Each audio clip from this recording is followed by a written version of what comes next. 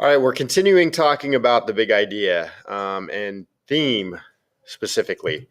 So, as we go along here, that's what we're going to be focused on. By the end of class, you will create and revise theories about theme when reading. You also decide when to reread in order to help understand the text better. So, let's think back to Priscilla and the Wimps. What happened in the story? You guys can kind of jog your memories about that. A guy was setting up shop and bullying the kids in the school. Priscilla stands up to him, and that's basically what's going down. 1 to 3 words that would describe the theme, like summarize the theme or our big idea here. Power, gender issues. Remember, we talked about how those could be big ideas that come out of that story. We're going to read another story today called Thank You, Ma'am. We're going to pay attention to the big idea and the stories. What's the story's message? It's written by Langston Hughes, who was very influential and big during a particular time period in our history in the U.S. We'll get into that in just a minute too. But as we read his story, we're going to stop periodically and consider, what is the story about? What is the author saying about the human condition? What is he saying about life in general from this story? So before we read, though, let's think about the character, the setting, and the plot. We're going to pay attention to all 3 of those things to kind of figure out what is the big idea. Look at this picture. A picture can have a big idea and a theme in it. Also, a drawing, a painting, music, all different types of art, different types of media. They all have lessons that we learn about life through them.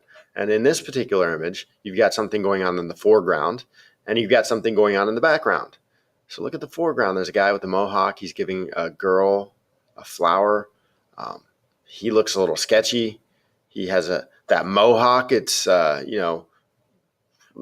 perceived to be a rebellious type of a haircut. She's innocent there in the front.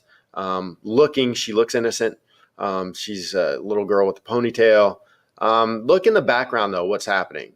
You've got the guy, he's got a halo. That's what that circle is above his head. Usually angels are the ones that are depicted as having halos, and wings. He's got wings too. So angels are innocent. So the author or the artist is trying to depict this as being an innocent person. He's an angel. Look at her. She's got horns. She's got a tail, a devil tail. So we can, think about her as being evil. And maybe what the guy is saying, or the girl who drew this picture, appearances could be a big idea. So what do we get out of appearances when we look at this picture? What can we tell about human nature or the human condition? When you only judge people by their appearances, you can often be wrong. Maybe that's something that we get out of this picture. There are, other examples. Think about Frozen, the movie Frozen that you've seen. Love might be a big idea from that movie. And then if we take that out a little further, if we draw it out a little further, love is the most powerful force might be a big idea that you could, or a theme that you could interpret from that big idea. Justice and injustice, that could be another big idea of a story that you read or a movie that you see. And you could stretch that out to create a theme and say everyone should be treated equally. Could be a theme that would come out of that big idea of justice and injustice. So this is just a review. Here's something else that we need to understand before we read this story. The author, Langston Hughes, he's down pictured in the middle, the bottom middle of this. And if you look to the right, there's another lady that was famous during this era.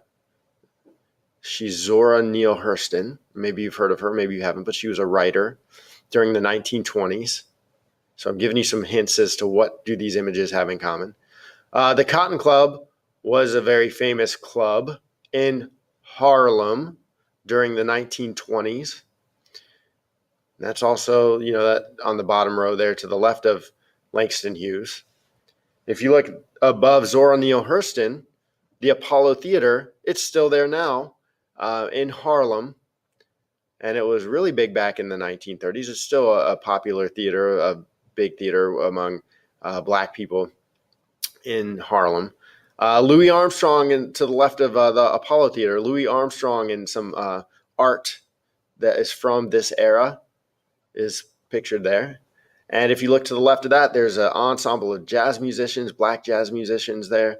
So all these things are pointing to the Harlem Renaissance. And this story wasn't written during the Harlem Renaissance by Langston Hughes, but Langston Hughes is very influenced by and influential in the Harlem Renaissance. If you think of the Harlem Renaissance, Louis Armstrong, Langston Hughes, Duke Ellington, these names are the ones that you think of first. Ella Fitzgerald, Zora Neale Hurston. So they left their imprint during the Harlem Renaissance, but the Harlem Renaissance kind of left its imprint on them for the rest of their lives too. He wrote this in the 1950s. He published this in the 1950s. It's called Thank You, Ma'am. But, there's echoes of the Harlem Renaissance through this also. So you're going to label Thank You, Ma'am on your tracking theme graphic organizer in Notebook 1. So we'll just go through and track the theme real quick. So you'll need some sticky notes to practice this exercise. So we're going to return to that graphic organizer. I told you it was reusable, so we're going to use it again right now.